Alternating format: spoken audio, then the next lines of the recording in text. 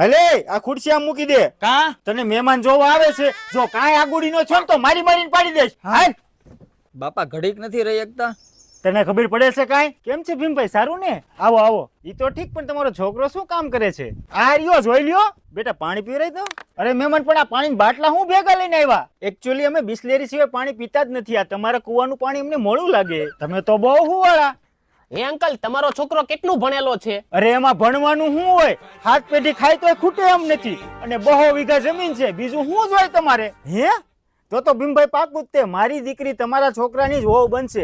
અને આમ જો મારી છોકરી એકદમ સીધી ગા જેવી છે, એનું ધ્યાન તમારે રાખવું પડશે હો. કાંઈ ઉપાધિ કરતા નહીં, બરોબર? હાલો.